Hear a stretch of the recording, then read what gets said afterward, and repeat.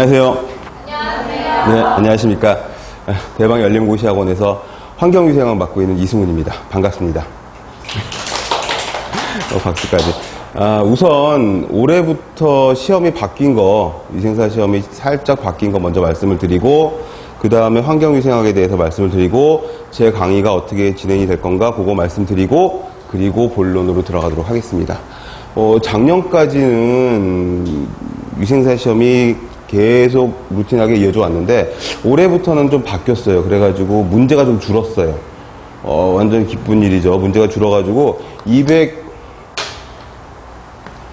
220문제를 풀게 되었습니다. 260문제였거든요. 40문제씩이나 줄었는데 이게 분당 한 문제잖아요. 보통 일반적으로 외부 시험이 국가고시가. 근데 195분 동안에 풀도록 바뀌었고,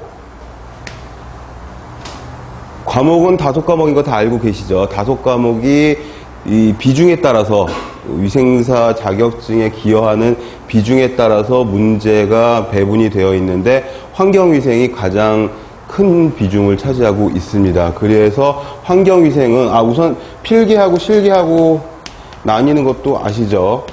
아마 처음 보시는 분들도 있으실 거고, 두 번째 보시는 분들도 있으실 거고, 제가 아는 제 졸업생 중에 한 명은 지금 3수째 하고 있는 졸업생도 있는데, 어려워서가 아니라, 직장 생활을 병행하다 보니까는 이제 항상 공부 시기를 놓쳐서 그러는데, 필기가 보통 몇 문제냐면 지금 180문제 중에 50문제가 환경위생학이고요.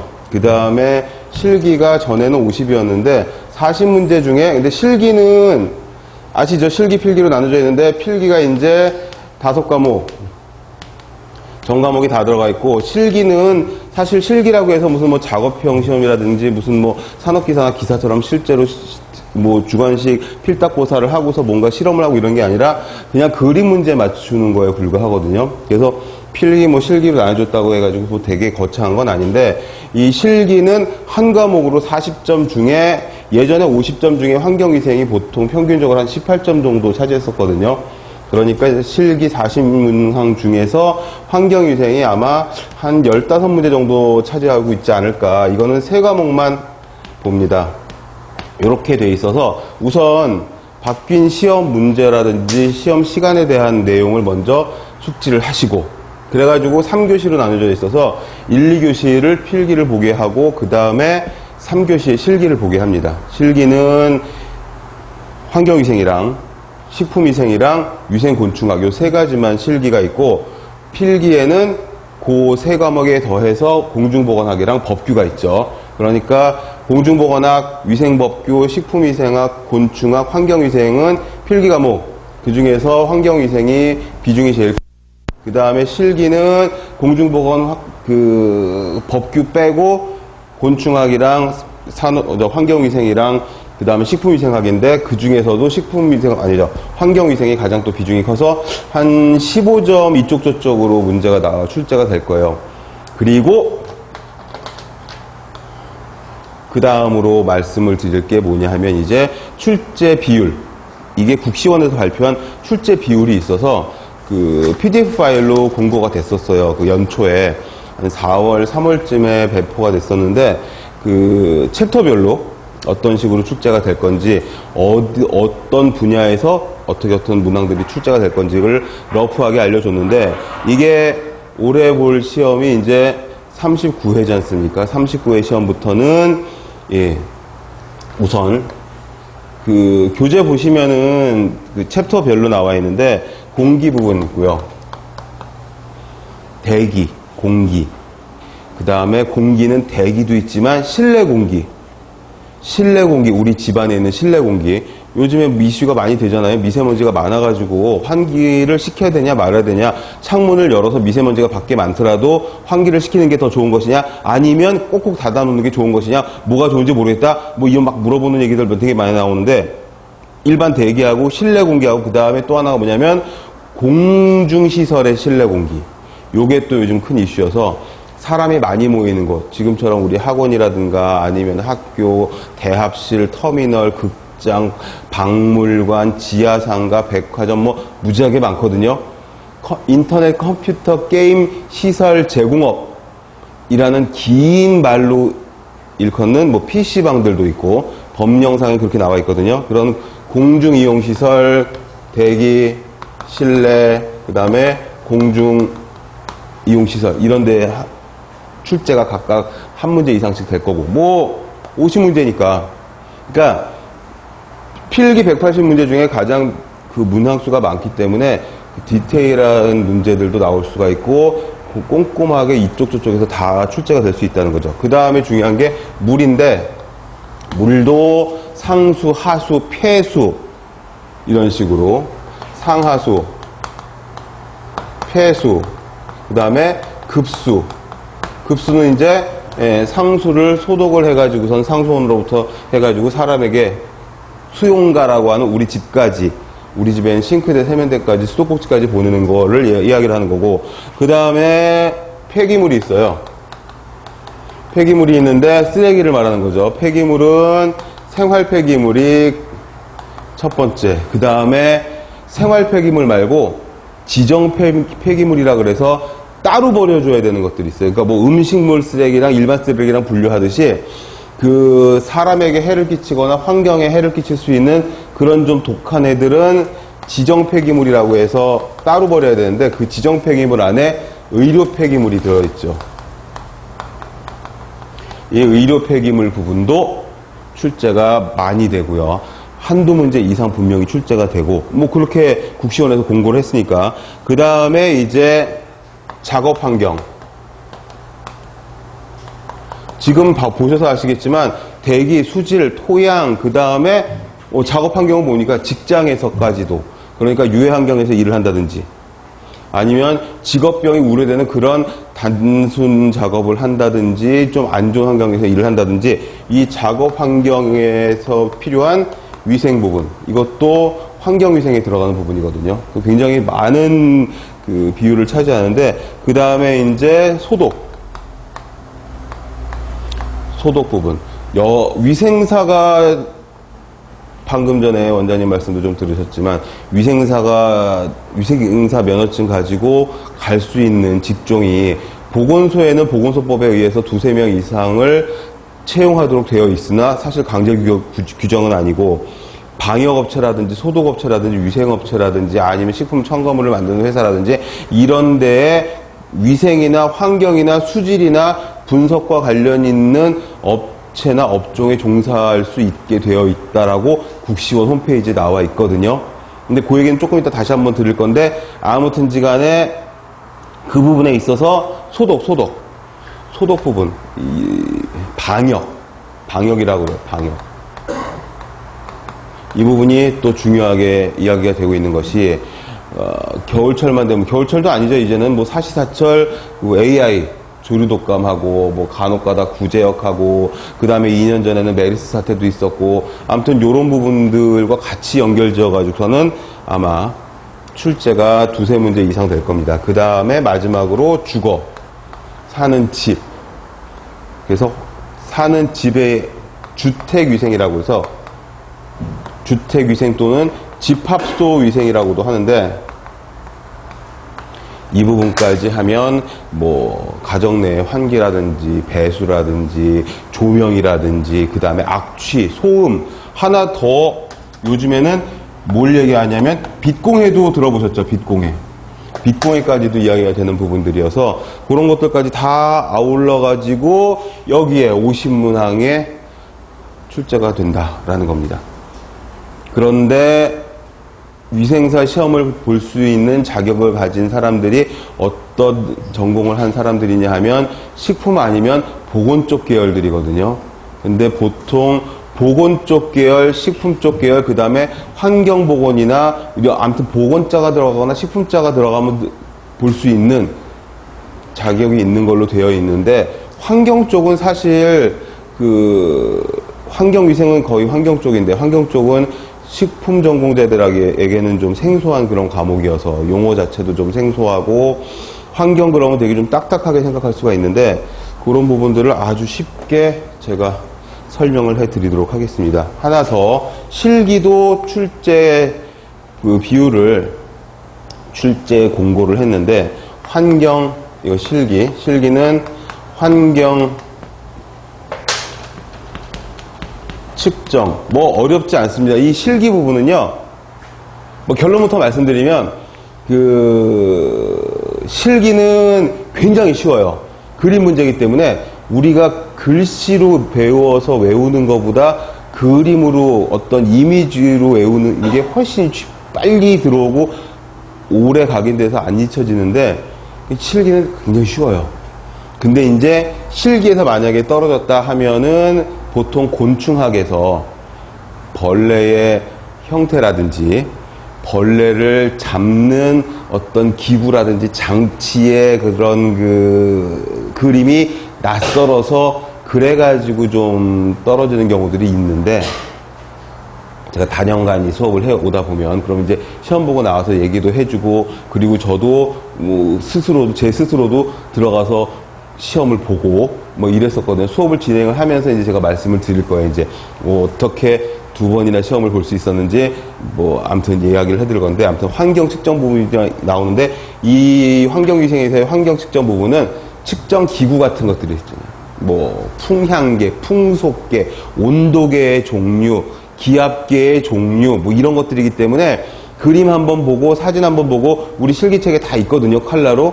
그거 한번 보시고선 아, 이게 이런 이름을 가진 장치로구나, 이건 뭘 하는 장치로구나, 한 2-3번 정도만 반복하시면은 이건 뭐 너무 쉬워서 아마 시간 안에 다 풀고도 아마 시간이 남아가지고서 막 검산하고 막 OMR 카드 확인하고 뒤집어 엎어놓고서는 막 하품하고 뭐 그러다 졸다 나오실 수도 아마 있을 거예요. 그 다음에 뭐가 있냐면 물 위생검사 부분, 요렇게 2가지 부분에 아주 중점적으로 15문제. 이건 뭐 확실히 모르는 부분이에요. 이제 3과목을 40문제로 뭉뚱그려 놨으니까. 그러나 이제 여지껏 나왔었던 비율에 따져보면은 14-15문제 정도 되지 않겠나. 그 14-15문제가 요 부분이다. 그러니까 주로 이쪽이에요. 온도계의 종류, 기압계의 종류, 풍속계, 풍향계, 뭐 이런 것들의 종류들이 굉장히 여러 가지가 있으니까 그런 장치들, 기구들하고, 그 다음에 물이 굉장히 어디 갔어? 물이 중요하잖아요. 이 수돗물 뭐 이런 것들, 그 다음에 급수위생 이런 것들이 굉장히 중요하니까 그런 위생검사 항목이라든지 어떻게 해야 되는 건지, 이것도 아주 절차적이고 그 기술적이고 테크니컬한 그런 면이 아니라 굉장히 그 큰 줄기만 찾아가지고서는 보시면 어렵지 않게 합격하실 수 있는 그런 수준일 겁니다. 해서 지금 2가지를 말씀드렸습니다. 이제 바뀐 위생사 시험에 대한 거 하고, 그 안에 들어가 있는 필기, 실기 과목에 둘 다 들어있는데 어떤 식으로 출제가 될 건지 하고, 그리고 이거는 뭐 환경위생뿐만 아니라 다른 과목이나 다른 국시도 다 마찬가지인데, 과락이 40점 이상이고 전체적으로 60점 이상을 획득해야지 합격한다는 거는 다 알고 계시죠. 이거는 실기는 과락이 따로 없이 그냥 이 40문제 중에서 60% 이상 맞아야 되는 겁니다. 얘는 과목 구분이 안 돼 있고 40문제가 한 과목으로 되어 있으니까 각각의 이 5과목들은 각 과목별로 40점 이상 맞아야 되고, 그리고 뭘로? 60점 이상 총점 맞아야 되고, 이렇게 되어 있으니까 그것도 아실 거고, 60점 이상이라고 해보면 벌써 지금 뭐 표정들이 조금 어두워지신 것 같기도 한데 뭐 별거 아닌 거죠. D제로니까 학점으로 치면은 뭐 그 정도야 뭐 출석만 열심히 해도 될 수 있는 그런 수준인데, 아무튼 그 다음에 이제 마지막으로 이제 수업을 어떻게, 이게 첫 번째, 이게 2번째, 그 다음에 수업을 어떻게 진행을 할 거냐. 자, 교재를 보시면 필기책과 실기책이 2가지가 있습니다. 필기책은 두껍고 5과목이니까 실기책은 좀 얇고 그림 위주로 되어 있는데, 우선 우리는 어떻게 할 거냐면 환경위생 과목은 필기 부분을 먼저 다 끝낼 겁니다. 그런 다음에 실기로 들어갈 거예요. 순서가 챕터에 있는 그 환경위생학 챕터의 순서하고 실기에 있는 순서하고 필기에 있는 순서가 거의 같아요. 그래가지고 나란히 펼쳐놓고 같이 공부하면 또 좋겠지만 너무 번잡스러운 것도 있고, 그리고 공부는 반복해서 하는 게 가장 좋기 때문에 필기로 한 바퀴 돈 다음에 문제까지 다 풀고, 그런 다음에 실기책으로 가가지고 한 바퀴를 돌게 되면은 아 이거 필기할 적에 했었던 건데 그게 이런 그림이었구나.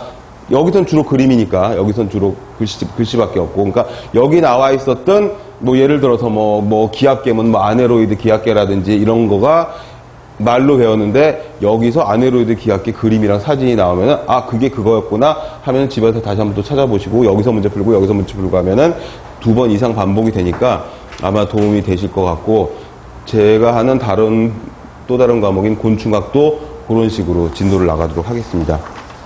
그리고 이제 첫 번째로는 이제 진도는 그렇게 나갈 거고, 그 중에 첫 번째로는 환경위생 부분이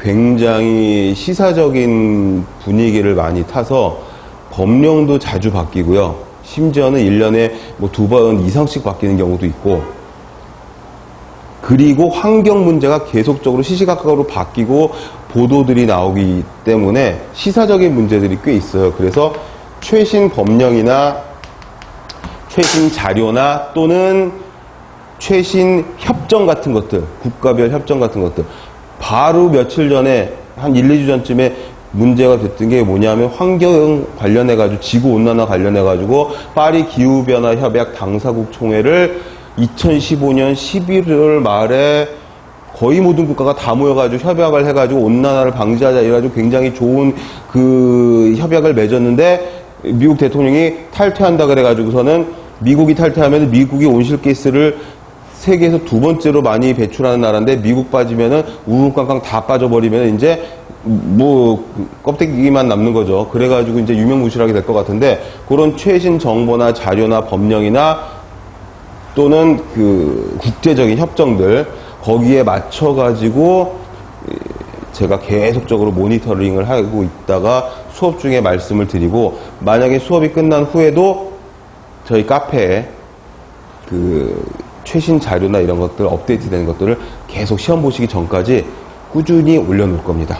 저도 올리고 우리 학원 측에서도 같이 올리고 하기 때문에 카페를 굉장히 활용을 하시면 되겠고, 두 번째로는 아까 잠깐 말씀드렸다시피 환경 쪽이 익숙하신 분들도 있을 거예요. 환경보건과를 나왔다거나, 제가 뭐 환경보건과에서도 겸임을 10년 이상 그 학생들을 가르치고 했었는데, 아무튼 간에 환경 쪽이 아니면은 대기, 수질, 토양, 뭐 급수, 폐기물, 뭐 이런 거 나와버리면, 와, 우리 전공하고는 너무 다른데 이건 뭐, 이게 뭐야, 뭐 이런 사람들이 있거든요. 저도 실제로 그랬었고, 예전에. 그래서 아주 쉽고 개념 위주로 용어 설명을 해가면서 쉬운 수업을, 쉽지만 시험에 딱 나오는 것들만 골라가지고 개념만 이해하면은 이 위생사 문제들이 아주 깊숙이 들어가는 문제들은 많이 없어가지고 단순 암기가 거의 한 7, 80% 이상 되고, 그리고 뭐 미루어 짐작한다거나 아니면 좀 살짝 이해가 필요한 것들이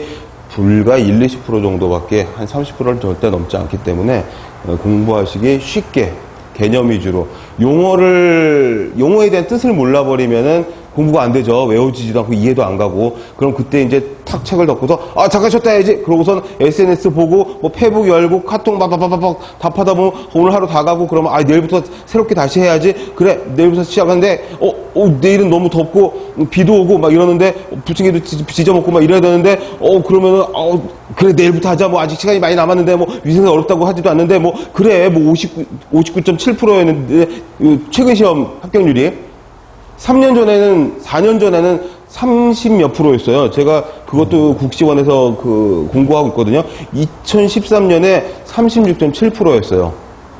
세상에 36.7%의 합격률을 가지고 있는 국시가 어디 있냐고. 간호사, 의사, 임상병의사 이런 다 90% 이상이죠. 95% 막 98% 막 이래요. 근데 왜 위생사만 이렇게 떨어지냐 말이지. 그래가지고 작년에 59.7%, 60% 가까이 됐는데, 이거는 시험이 어려워서가 절대 아니고 너무 쉽기 때문에, 너무 절박하지 않기 때문에 라고 생각을 하는데, 이거 결코 어려운 시험이 아니어서 용어만 꼼꼼하게 잘 챙기셔도 상식도 늘어나고 시험도 붙고 이런 효과가 있을 거고. 마지막으로 카페 써드리겠습니다. 영양 만점 위생 만점. 책에도 있는데 네이버에 다음 아니고 네이버에 영양만점, 위생만점으로 검색을 빡 하시면은 그 카페가 뜨고요. 이 카페에 게시판이 제 이름으로 되어 있는 게시판이 따로 있어요. 그러니까 카페 게시판들이 쭉 있는데 그 이쪽 왼쪽 옆에 쭉 내려보시면은 문운당 위생사 해놓고서는 그 문운당 위생사 바로 밑에 게시판에 제 이름이 붙어있는 환경위생 위생곤충학 질문방이 있어요. 제가 전국에서 게시판 피드백이 제일 빠른 선생일 거예요. 이건 뭐 자신하는 게 뭐 메일도 들여다봤었는데 메일은 좀 그렇고 최소 여러분들 시험 보기 전까지 이틀이나 3일에 한 번은 제가 들어가서 답을 달아드리는데 아시죠? 네이버 카페에 돈 안 내고 가입하고 돈 안 내고 쓰셔도 되고 가입 즉시 바로 사용을 하실 수가 있는데 거기에 달리는 제 답글은 굉장히 양질의 고가의 답변이 달리기 때문에 그거를 그냥 공짜로 막 누리시면 되고 시험 보기 직전까지 꼭 우리 교재 문제가 아니더라도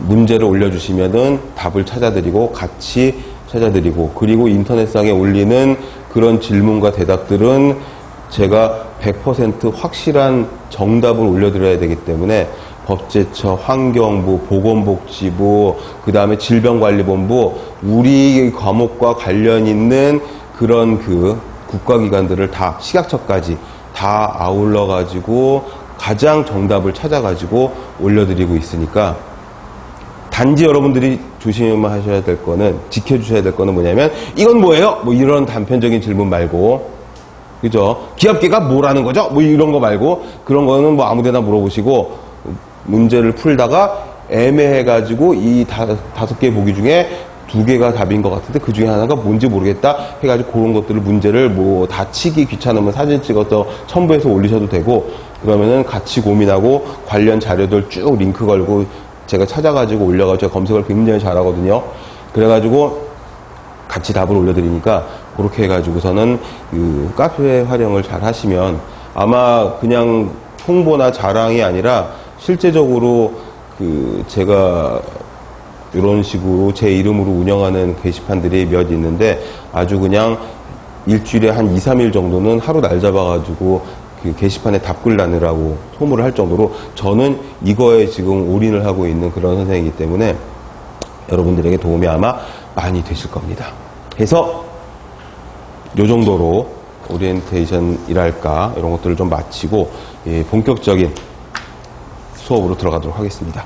자, 어디서부터 보시냐 하면 교재 환경위생이 파트 2고요. 244페이지, 필기책 244페이지가 첫 페이지입니다.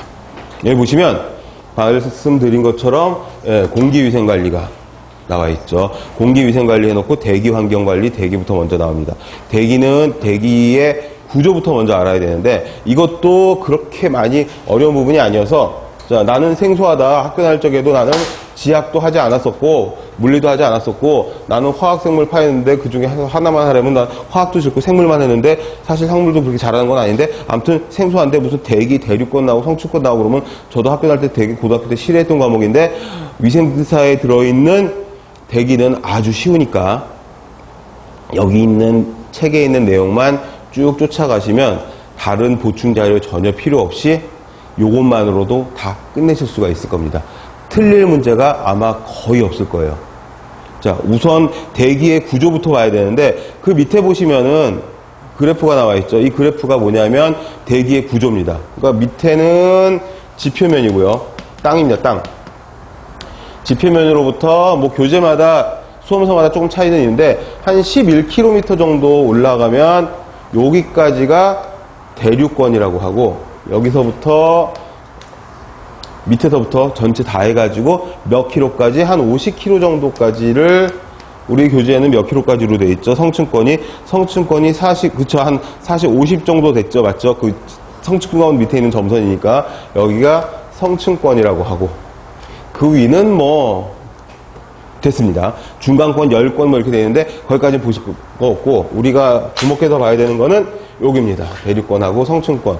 대류권은 왜 대류권이냐면 대류가 일어나는 그런 권역이기 때문에, 대류가 일어나는 그런 범위이기 때문에 대류권이라는 이름을 붙였고, 대류는 뭡니까? 대류는 유체가 수직이동을 하는 걸 대류라고 하죠. 물을 끓일 적에 물이 부글부글 끓어오르는 걸 대류라고 하죠. 대류. 근데 물뿐만 아니라 공기도 마찬가지로 막 순환을 하잖아요. 이런 식으로, 그 그림이 잘 안 그려지네. 이런 식으로 이렇게 도는 거가 어떻게 냐? 이렇게 도는 거가 이게 대류죠. 대류. 열 전달을 하는 매개체가 유체인 게 대류입니다. 나온 김에. 자, 그러면 열을 전달하는 매개체가 고체인 거. 이건 뭐라고 하죠? 전도라고 하죠. 전도. 유체는 기체, 액체 포함해서 열을 전달하는 매개체가 아예 없는 경우도 있어요. 이건 뭐냐면은 복사죠. 복사. 그래서 태양의 복사열 뭐 이런 식으로 얘기를 하는 거죠. 뜨거운 국에다가 숟가락을 담가뒀다가 꺼내가지고서 막 옆에 사람 팔뚝에다 대면 뜨거 하는 거가 전도고, 그 물을 끓일 때 부글부글 하는 거나 아니면 오븐 안에 넣어가지고서는 뭐 피자나 이런 거를 굽는 게 대류인 거고, 자, 대류권은 뭐냐면 공기의 수직 이동이 일어나는 게 대류권이에요. 무슨 소리냐면 위로 올라갈수록 차가워져요. 여기까지는. 찬 공기가 위에 있고 반대로 상대적으로 더운 공기가 아래에 있어서, 찬 공기는 무거우니까 내려오려고 하고 더운 공기는 가벼우니까 올라가려고 하죠. 그러면은 자연스럽게 계속 수직이동이 일어나서 여기를 대류권이라고 하는 거예요. 이거는 마이너스 1도씩 떨어져요. 100m 올라갈 때마다. 그래가지고 여기 그림을 보시면 어떻게 되어 있습니까? 20도에서 그래프가 시작하죠. 지그재그로 올라가는 그래프가 쭉쭉쭉 올라갈수록 어떻게 떨어지고 있잖아요. 온도가. 그렇게 보시면 됩니다. 세로축이 뭡니까? 세로축이 높이기도 하고 기압이기도 하고, 가로축은 온도입니다. 그러니까 높이가 올라갈수록 어떻게 온도가 떨어지는. 그리고 성층권은 말 그대로 층을 이룬다는 뜻입니다. 층을 이룬다는 뜻이고, 성층권은 대류가 안 일어나요. 그 말은 뭐냐면 위에 따뜻한 공기가 있고 아래쪽에 찬 공기가 있어가지고 기층이 안정화되어 있어서 바뀌지가 않아요. 그래서 성층권이라고 하는데, 우리 뭐 여기까지 이 이상 올라갈 일이 잘 없으니까. 근데 성층권이 중요한 건 뭐냐면 여기 한 25km 정도 되는 부분, 25에서 30km, 교재마다 조금씩 차이가 있어서 이건 뭐 정확한 수치가 그렇게 중요하진 않아요. 어떤 책은 20에서 30 사이, 어떤 책은 뭐 25에서 35 사이, 어떤 책은 25에서 30 사이 이렇게 되는데, 아무튼 25km를 전후해서 두툼하게 층이 있는데 이 층이 오존층이에요. 오존층. 우리가 이야기하는 성층권의 오존층이 프레온 가스나 이런 그 오존층을 파괴하는 화학물질 때문에 오존층이 빵꾸가 나가지고 지구를 둘러싸고 있는 오존층이 구멍이 생겨서 오존홀이 생겨가지고 태양으로부터 오는 유해 자외선이 지표면으로 쏟아져 내려와가지고 우리는 모두 전부 다 피부암 같은 게가 걸려가지고 다 죽어버릴 거야 뭐 이런 식으로 막 걱정하고 그랬던 거가 요 오존층입니다. 요 성층권에 있는 오존층.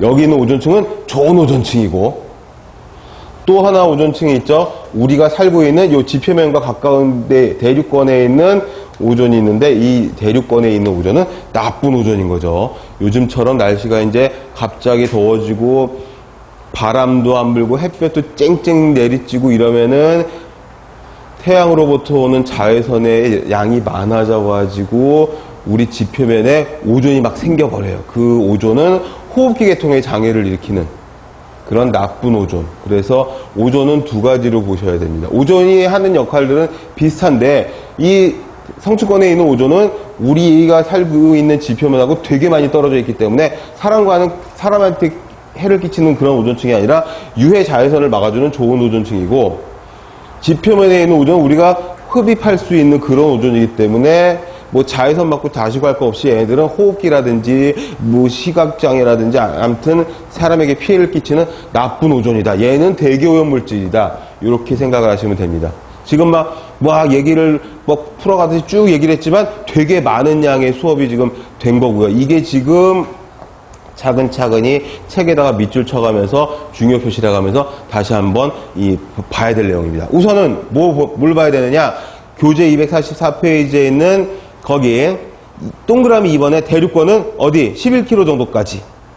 고도가 올라갈수록, 높이 올라갈수록 온도가 낮아진다 그랬죠. 그러니까 찬 공기가 밀도가 크거든요. 그래서 무거워서 내려올라 그러고 더운 공기는 밀려 올라가려고 하고, 그리고 이론상으로는 100m 올라갈 때마다 마이너스 1. 이 말은 뭐냐면 100m 올라갈 때마다 1도씩 떨어진다는 얘기죠.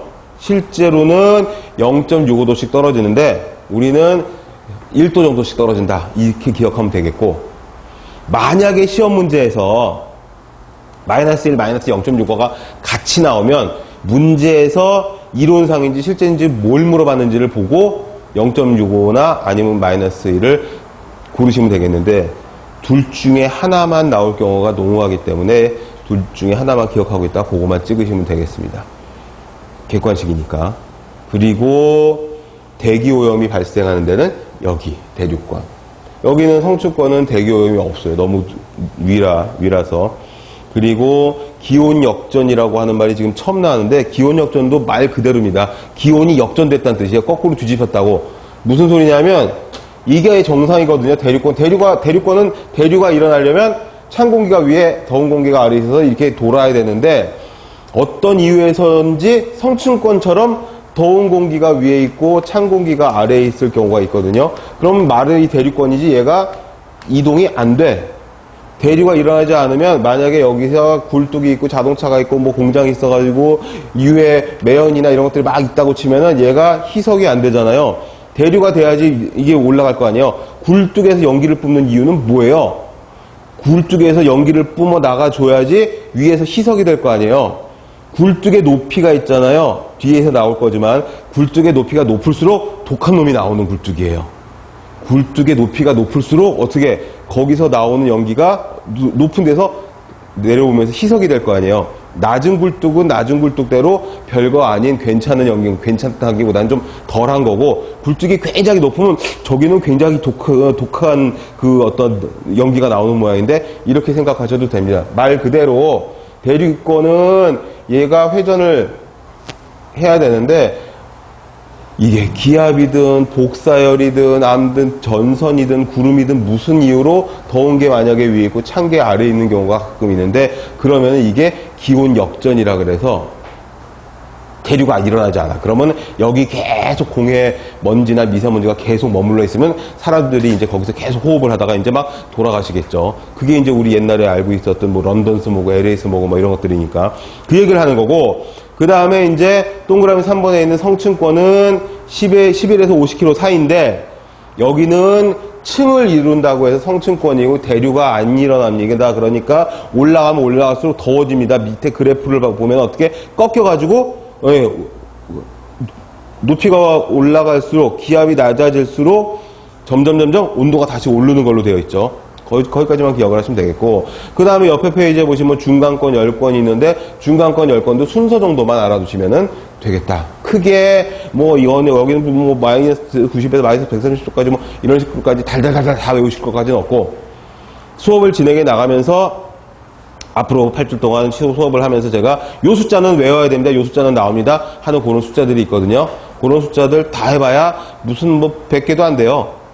그러니까 100개 정도 쉽잖아. 아무것도 아니지. 한 200개도 외우라면 외울 수 있겠는데 200개 외워도 되죠. 만점, 근데 만점 맞아가지고 전국 1등 해봐야 필요 없잖아요. 그지? 아무튼 그러니까 우리는 합격권 이상만 저기를 해가지고 맞으면 되니까 안정권으로 합격할 수 있도록 외워야 되는 디테일한 숫자들은, 확실한 숫자들은 한 100여 개도 안 된다. 그 정도 생각을 하시고, 그 밑에 보시면 이제 대기오염의 정의가 있습니다. 인위적으로 배출된 오염물질로 인해서 불특정 다수인에게 불쾌감 이런 걸 쭉 하는 건데, 재산의 정당한 권리를 방해하고, 아무튼 나쁜 거죠. 대기오염 우리 다 알잖아요. 지금 미세먼지가 아주 날려가지고 지금 다 마스크 하고 다니고 이러는데, 아침에 운동 나가면 마스크를 하고 운동하고 마스크 하고 자전거 타고 마스크 하고 이러는데 굉장히 답답하고 굉장히 안 좋다면서요. 근데 이게 이제 언제부터 생겼느냐? 산업혁명부터죠. 그 전까지는 그치 뭐 그냥 난방 정도도 하고 그랬는데 산업혁명을 하면서 산업혁명의 결과로 내연기관이 생기고 그 내연기관, 증기기관이 생기면서 석탄을 많이 떼게 되고 석탄을 떼가지고 물을 끓여가지고 그 증기의 열을 가지고 동력을 만든 게 내연기관이잖아요. 그래서 거기서 석탄을 많이 떼게 되니까 배출가스가 많이 나오게 된 거예요. 거기 공업발달, 연료 사용 증가, 인구 증가 이렇게 돼 있잖아요. 산업혁명으로 잘 살게 되고 점점 이 먹고 살 그게 많아지니까 인구 자연히 늘어나고 인구가 늘어나니까 어떻게 되냐면 3P 이건 시험에 잘 나와요. 이건 좀 주교 표시를 해두시고 이게 너무 쉬워. 3P P로 시작하는 거죠. 뭐야? Population, Pollution, Poverty 그래갖고 P자로 시작하는 다른 거 하나 쓱 집어넣고서는 다른 걸 고르시오. 아니면 Population, Pollution, Poverty랑 다른 거 하나 쓱 집어넣고서 박스에다가 넣어놓고선 다음 중 3P로 맞게 연결된 걸 고르시오. 1번 가나다, 2번 나다라, 3번 이런 식으로 뭐 있죠. 그런 문제 나오니까 여기서는 항상 세 가지 인구, 공해, 빈곤 그리고 꼭 영문으로 같이 알아두시라는 거. 꼭 영문으로 알아두시라고 말씀을 드리는 거는 영문도 한두 번 써보면서 같이 알아두셔야지 공부에 속도가 붙고 기억이 잘 나고 합격과 연결된다는 그런 말씀입니다. 영어를 되게 좋아해서 지가 영어를 잘한다고 잘난 척 하려고 무슨 뭐 이래서가 아니라 이 유생사 과목들이 전부 다 우리 고유의 과목이 아니잖아요. 이 용어들이 전부 다 독어나 영어나 일어나 번역해가지고 나온 그런 것들이기 때문에 실제로 시험 문제 보시면은 인구 해놓고 괄호 열고 population 이런 식으로 같이 써주거든요. 그리고 원어로 외워두셔야 혹시 모를 아까 잠깐 오리엔테이션 할 적에 빠뜨렸는데 예전에 많이 팔렸던 그런 교재들은 우리가 지금 보고 있는 교재는 나온 지 몇 년 안 되는 아주 새로운 교재고 저도 관여해가지고 저도 같이 일조를 해서 교재를 만들었는데 근데 젊으신 교수님들이 쓰시고 최신 용어들을 많이 사용을 해서 최근 용어들이 많이 들어있는데 그 과거에 많이 팔렸던 그런 그 원조격 그런 환경위생 교재들을 보시면은 예전 용어들이 많이 들어있어요. 요즘은 잘 쓰지 않는. 그게 다 뭐냐면은 어떤 원어로 되어 있는 용어를 한국말로 번역하는 과정에서 약간의 차이가 예를 들어서 여러분도 아마 아시는 식품위생이나 뭐 이런 데서 많이 나오는 LD50이라는 개념이 있잖아요. 급성, 독성 지수 뭐 이런 게 나오는 거잖아요. 그래서 리설, 도스, 50 뭐 이렇게 하고 이거 우리말로 뭐라고 하냐면 요즘 책에는 거의 반수 치사량이라고 돼 있잖아요. 근데 예전 책에는 근데 그 책 아직도 나오고 있거든요. 예전 책에는 뭐 중앙치사값 또는 실험동물의 절반을 죽일 수 있는 양 뭐 이런 식으로 안 하고 공시동물 뭐 이런 식으로도 쓰고 그래요. 예전에는 실험동물 뭐 흰쥐 이런 것들을 공시동물이라는 한자로 썼었는데 그게 좀 요즘에는 다른 한자를 쓰니까. 그리고 우리 좀 이따 나올 건데 환경위생에서는 온도계가 있죠. 온도계는 서모미터라고 하는데 우린 일반적으로 온도계라고 하잖아. 근데 예전 책에는 한란계라고 그래요. 한란계. 이거 어른들이 많이 옛날에 어른들 차고 따뜻한 거를 본다는 거죠. 그래서 한란계라 그래요. 한란계. 근데 우리 책에도 요 표현은 하나 일부러 집어넣었어요. 제가 일부러 고치지 않고 시험 문제 혹시 이렇게 나올 수도 있으니까 설명을 해주고 같이 알아두라고. 그것처럼 제가 수업을 진행하면서 야, 요 용어는 다른 교재에서들은 이런 식으로 표현을 하기도 하니까 영어로도 같이 알아두고 우리 책의 표현 같이 알아두면 가장 좋다. 이런 식으로 말씀을 드릴 그런 부분들이 있을 겁니다. 그런 부분들은 영어 단어도 꼭 같이 봐두시고. 그리고 거기 대교염의 주요 원인은 뭐 알다시피 인구도 많아지고 인구가 많아지면 먹는 것도 많아지고 쓰레기도 많아지고 뭐 난방도 많이 해야 되고 그러니까 다 그거죠. 뭐 산업활동, 폐기물, 소각, 자동차 배출가스가 제일 큰 문제 아니겠어요. 지금 자동차 배출가스가 국내 미세먼지를 크게 좌지우지하고 있다고 막 뉴스에 나오고 막 그러고 있잖아요. 지금 아시죠? 미세먼지가 중국에서 오는 황사 그게 대부분이라고 막 그랬다가 그 다음에 뭐라 그랬냐면 몇 년 전에 그랬어요. 미세먼지의 주요 원인은 황사도 황사지만 실제로 그런 뉴스가 몇 주 동안 나왔었어요. 숯불구이 고깃집에서 나오는 그런 재다. 숯불구이 고깃집이 서울 시내에 수백여 개가 있고 전국적으로 수천여 개소가 있는데 거기서 나오는 숯불 피우고 남은 숯의 재에서 막 그 먼지가 날린다는 거예요. 얼마나 숯불구이집이 무슨 뭐 한 집 걸로 한 집 있는지 아무튼 그런 통계를 내놓고서 막 그랬는데 그래가지고 숯불구이 고깃집이 뭐 망하고 막 이럴 것 같으니까 조금 있다가는 아니다, 역시 중국발 미세먼지다 그랬다가 그 다음에 뭐라 그랬냐면은 여러분들도 다 아시는 삼겹살하고 막 고등어였었다 뭐 이래가지고서는 고등어를 뭐 다 밖에서 거서 먹는 모양이죠. 아마 다 집집마다 마당에 있어가지고 하루에 뭐 100마리씩 고가지고 집집마다 그럼 고등어에서 나오는 미세먼지가 되게 많겠죠. 아무튼 근데 아니다 그랬다가 지금 뭐라 그래요? 지금은 자동차 배출가스라고 하잖아. 질소산화물. 이거 되게 시험에 많이 나와요. 여기 안 나오네. 자동차 배출가스 위나 아래에다가 필기를 해주세요. NOx가 뭐냐면 질소와 산소가 일정 비율로 결합하고 있는 분자식을 대명사처럼 말하는 거예요. 그래가지고 이 X는 이제 숫자가 들어가는 거죠. NO나 NO2나 뭐 NO3나 이런 식으로. 그래가지고 그걸 전부 다 뭉뚱그려서 NOx라고 하면서 낙스 이런 식으로 줄여서 말하기도 하는데 얘가 지금 미세먼지의 주된 원인이라는 거지. 이게 어디서 나오냐면은 자동차 배출가스에서 나오는데 이게 나와가지고 태양에서 내려오는 자외선을 만나면 그러면은 얘가 PAN이라고 하는 물질을 만드는데 이게 기관지에 호흡기에 건강에 사람의 건강에 인체에 해를 끼치고 그 다음에 얘가 미세먼지의 주역이라는 거지. 그래가지고 자동차 운행을 자제해야 된다. 옛날 월드컵 때처럼 올림픽 때처럼 2부제 해야 된다, 10부제 해야 된다 그러는데 다들 말 안 듣고 대중교통을 이용해야 된다 뭐 이렇게 얘기하지만 암튼 말은 잘 안 듣고 있는데 바로 그게 이겁니다. 이게 뭐의 약자냐면 퍼옥시 아세틸 나이트레이트의 약자인데 나이트레이트가 질소잖아요. 질소.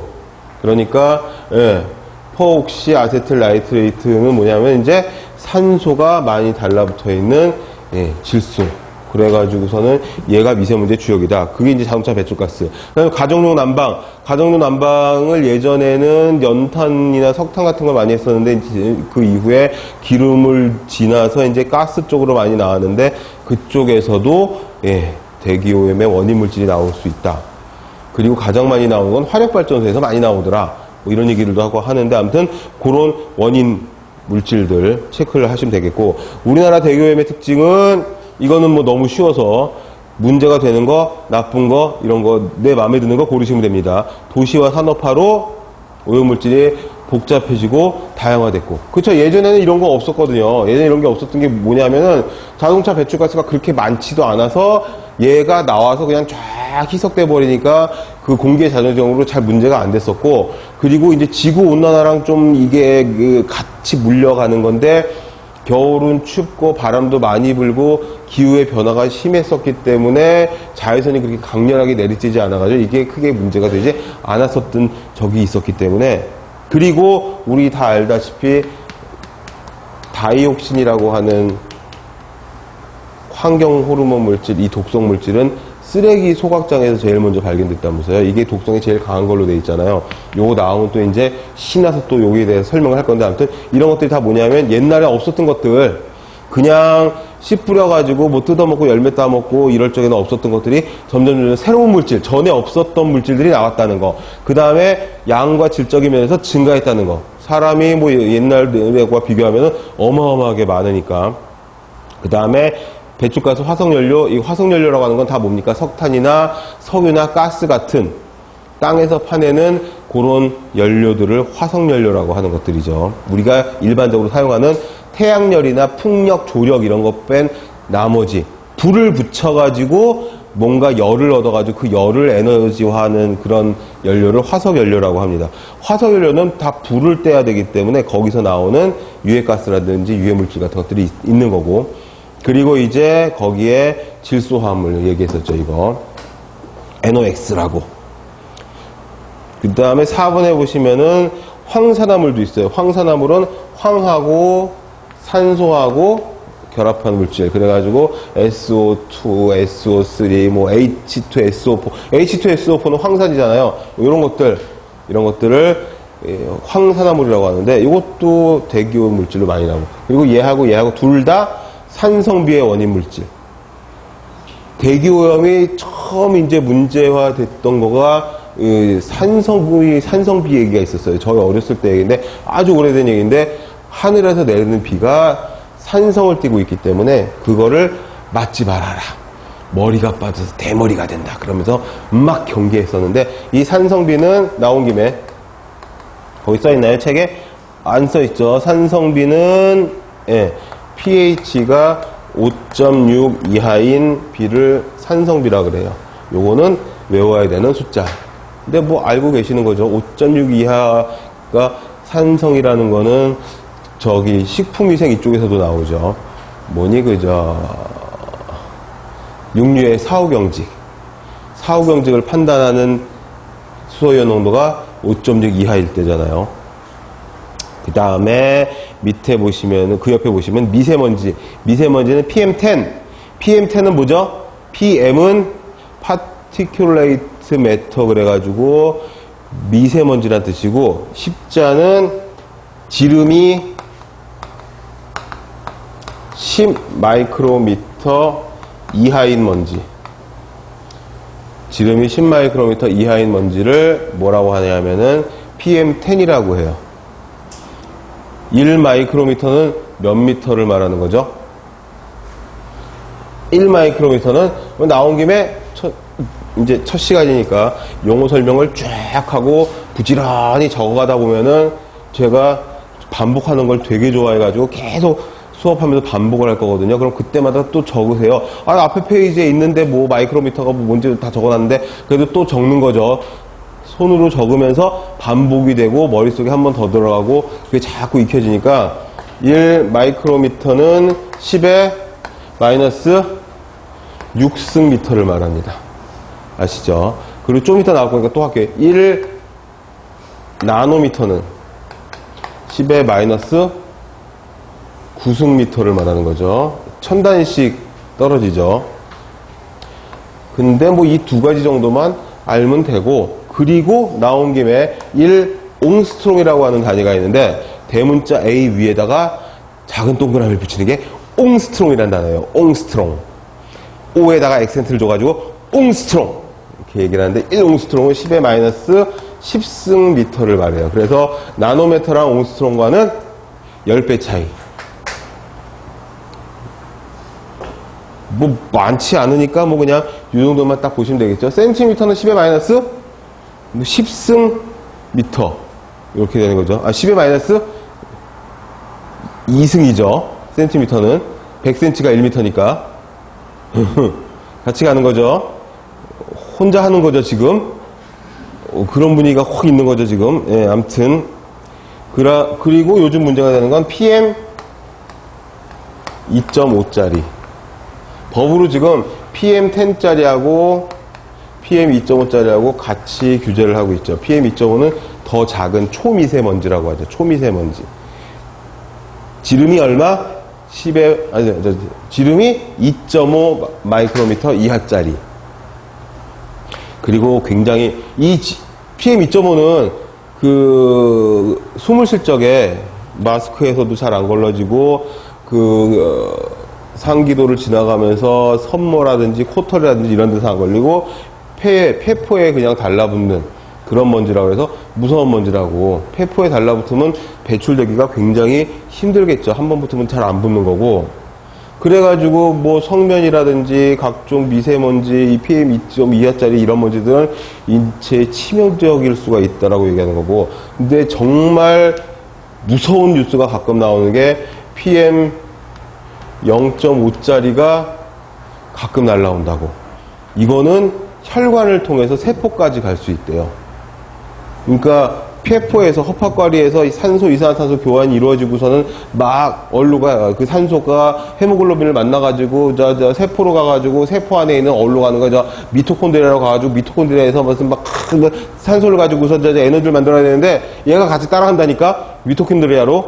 그러면 이제 세포가 괴사하고 죽고 그러면 아주 큰 난리가 난다고 막 걱정하는 게 이건데, 아직까지는 얘는 그렇게 많지 않으니 얘하고 얘를 법으로 규제하고 있고, 그 다음에 이제 오존이 있죠. 오존. 이놈의 오존도 아까 말씀드린 성층권의 오존은 좋은 오존층이거든요. 근데 대륙권에 있는 우리 이 평지에 있는 오존은 산소가 이렇게 있는데, 이놈의 산소가 자외선을, 태양에서 내려오는 자외선을 만나면은 이게 쪼개지는 경우가 있거든요. 얘가 원래 이원자 분자에서 O2로 돌아다니는데 얘가 쪼개져서 O 하나짜리가 있으면 다른 산소하고 만나가지고 O3가 오존이 된대요. 이게 강력한 산화제여서 오존으로 살균 소독하고 막 그러잖아요. 탈취도 하고 오존 살균 소독 세정 뭐 이런 오존 발생기 뭐 이런 것들 있잖아요. 왜 자동차 안에도 옛날에 있었고 가정에도 오존 발생기 있고 말했는데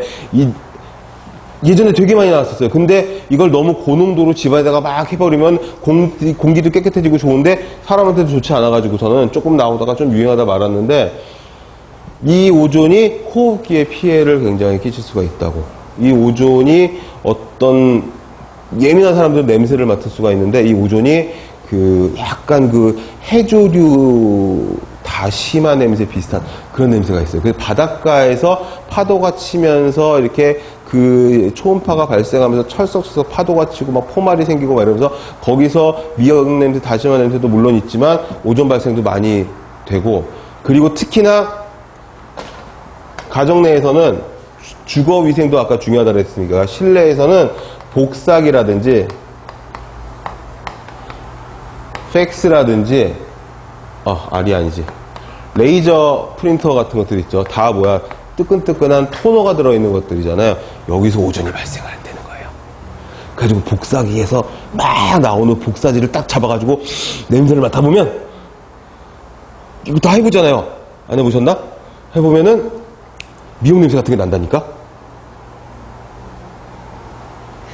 그래서 부장님은 다 복사기에 떨어져 있잖아. 인턴 사원이나 계약직이나 말단 사원이나 신입이 복사기랑 팩스 프린터 옆에 있는 거 아니에요? 안 쓸 때는 꺼놓으면 좋겠다 이거고, 그 다음에 옥시단트라고 하는 거는 고유명사가 아니라 그냥 산화물, 일반 명사 같은 겁니다. 리바이스가 아니라 그냥 청바지 아시죠? 일반 명사입니다. 그러니까 각종 산화물들을 옥시단트라고 뭉뚱그려서 이야기를 하는 거다. 이렇게 기억을 하시면 되겠고, 그 다음에 이제 대기오염물질이 있는데, 대기오염물질은 뭐 여기서 구분만 하면 됩니다. 자연발생원하고 인공오염원하고 해가지고, 자연발생원은 말 그대로 화산이나 산불, 황사, 꽃가루, 뭐 지진 이런 것들, 낙뢰, 번개가 떨어지고 유기물이 부패되고, 그러니까 뭐 동식물이 죽어가지고 썩어가지고 거기서 나온 공해물질이 있다면, 그 다음에 해염이라고 있는데, 해염은 바다 비말, 바다 포말 이런 것들을 해염이라고 해요. 해염은 바다에서 파도가 치고 막 이러면서 생기는 비말 또는 포말, 에어로졸. 그 F킬러 같은 게 대표적인 에어로졸이죠. 막 작은 물방울로 빡 퍼지는 거. 그런 것들이고, 얘네들이 물보라, 뭐 파도 치고 이럴 때 막 생기는데, 걔네들이 증발해서 올라가서 구름에 핵이 되고 막 이런데요. 그러니까 그 근처에 오염물질이 있다면 걔네들을 포집해서 올라가면은 대기오염물질이 또 될 수가 있겠죠. 그런 식으로 이해하시면 되겠고, 그 다음에 인공오염원은 뭐 쉽습니다. 난방, 자동차, 공장, 화력발전 이런 것들이 이제 환경오염이 시키는 것들이고, 자연발생은 자연재해를 통해서 나오는 게 많고, 그리고 이제 대기오염물질 이제 본론으로 들어가는 겁니다. 그러니까 어떻게 되는 거냐면, 이제 처음서부터 환경위생이 어떤 과목이고, 환경위생은 범위가 되게 넓어서 이 위생사 자격증, 위생사 면허증을 취득할 적에 가장 문제가 필기실기 통틀어서 많은 부분인데, 그럴 수밖에 없는 게 위생사에서는 그 가장 많은 과목들이, 가장 많은 챕터들이 환경위생에 들어가 있고, 대기나 수질이나 토양이나 뭐 산업위생이나 뭐 쭉 아까 했었죠. 그런 것들이 전부 다 들어가니까. 근데 그 중에서 이제 가장 첫 번째로 출제가 될 공기위생에서 이제 전반적으로 개념을 좀 설명을 했고, 이제 대기 오염물질로 본론으로 빡 들어가는 겁니다. 여기 시험이 잘 나와요, 이제. 1차 오염물질과 2차 오염물질. 3차는 없어. 그냥 1차, 2차만 잘 구분하시면 되는데, 1차 오염물질과 2차 오염물질은 어떻게 다르냐? 이것도 말 그대로죠. 1차 오염물질은, 이거 뭐 말 그대로 이제 미뤄 짐작할 수 있는 게 뭐냐면, 또 흥분해가지고 말이 빨라지는구나. 어떻게 되는 거냐면, 1차 대기 오염물질은 발생원에서 바로 나온 거, 굴뚝에서 바로 나온 거, 자동차 머플러에서 바로 나온 거, 이런 것들이 1차 오염물질입니다. 거기에 설명이 돼 있죠. 물질의 파쇄, 선별, 퇴적, 이적, 기타, 기계적 처리, 이럴 때 분진 같은 게 나올 수가 있잖아요. 채석장 이런 데서 막 먼지 나오고, 탄광 이런 데서 옛날에 먼지 많이 나오고, 이런 것들도 있고, 그 다음에 화력발전소라든지 아니면 자동차라든지 공장, 배출가스 이런 거 전부 다 해가지고, 요때. 그 다음에 고체상, 액체상의 미세한 물질. 고체 물질도 있고, 액체 물질도 있고. 그리고 아침, 저녁, 밤에는 농도가 증가하지만 낮에는 좀 감소하는 그런 경향을 보이고, 이건 왜 그러냐면 다음 페이지에 답이 나와 있어요. 왜 그러냐면은 얘네들은 주로 자동차 배출가스가 많은 양을 차지하기 때문에, 자동차 배출가스가 가장 많이 나온 때가 언제냐면 출퇴근 시간이거든요. 그러니까 출퇴근 시간, 둘 중에 꼭 하나 찝으라면 출근 시간이 더 많겠죠. 출근은 일률적으로 비슷한데 퇴근은 아무래도 조금 차이가 있을 수가 있으니까. 그러니까 둘 중에 하나 꼽으라면 출근 시간, 아니서 뭉뚱그려 말하라면 출퇴근 시간, 그 다음에 가장 적은 때는 낮 시간, 12시, 점심시간, 이렇게 되는 거다. 어떤 것들이 있느냐? 거기 보시면은, 입자상 물질과 가스상 물질로 나뉘는데, 입자상 물질은 무게가 있는, 그래서 고체, 액체가 입자상 물질이고, 그 다음에 가스상 물질은 말 그대로 뭐 NH3, CO, HCl 뭐 이런 것들 전부 다 SOX, 질소산화물, 황산화물 이런 것들이 전부 다 가스상 물질. 입자상 물질은 뭔가 부피와 무게가 확실하게 있는 것들. 그래서 매연, 스모크, 분진, 더스트, 먼지라고도 하죠. 먼지. 이 더스트는 이 하나하나도 다 이제 외우셔야 되는데, 더스트는 이제 돌이라든지 흙이라든지 뭐 바위라든지 이런 거 깨지면서 나오는 그런 먼지들이고, 연무, 미스트. 연무는 어떤 책에는 박무라고도 써 있어요. 박무. 옅을 박자를 써, 희박할다 할 때 그 박자를 써가지고 연무 또는 박무라고도 하는데, 미스트라고 하죠. 연한 안개, 옅은 안개. 그 옆에 포그도 있잖아요. 포그는 일반 안개. 퓨음은 훈연이라고도 하고, 그냥 퓨음이라고도 하고, 뭐 퓨음이라고도 하고, 어떻게 발음해도 크게 상관이 없습니다. 이럴 적에는 FUM이 원어로 알아두면 훨씬 좋겠죠. 에브리바디나 에브리보디나, 그쵸. 모기가 옮기는 대표적인 질병 중에 하나가 댕기열이 있잖아요. 댕기열. 댕기열이 영어라. 댕기 피버인데, 댕기 피버를 댕기열로 표기해도 되고, 댕기로 표기해도 되고, 댕그열로 표기해도 되니까, 한글로만 외워뒀다가 이렇게 나오면 분명히 질문이 올라온단 말이지. 이거가 지금은 책도 있고 시험도 좀 굉장히 많이 남아있고 하고, 심지어 우리 접수도 안 한 상태고, 개강날이고 선생도 앞에 있고 그래가지고 뭐 이러고 표현들이 이런데, 이게 만약에 시험지와 OMR 카드와 이 뭐야 수험사인펜 하나 딱 놓고서는 감독관이 앞뒤로 딱 두 명이 있는데, 댕기열로 였는데 댕기열로 나는데 이거를 찍어야 되는 거야 말아야 되는 거야, 한 글자 틀려가지고 맞는 거야 틀리는 거야 막 소심해질 수가 있다니까요. 60점 이상은 맞으면 되는데, 내가 대충 봐도 되게 잘 봐가지고, 그래 댕기나 뭐 버리지 뭐 이러고 빡 찍으면 쿨한데, 여지껏 풀었던 문제들이 별로였거든. 그러면 이제 이거 갖고 막 소심해지고 막 외로워지고 막 이런단 말이죠. 이제 그러니까 얼마나 외로운데 시험장에서. 그러니까 원어로 알아두시면 좋습니다. 그 다음에 내려가서 2차 오염물질이 있어요. 2차 오염물질.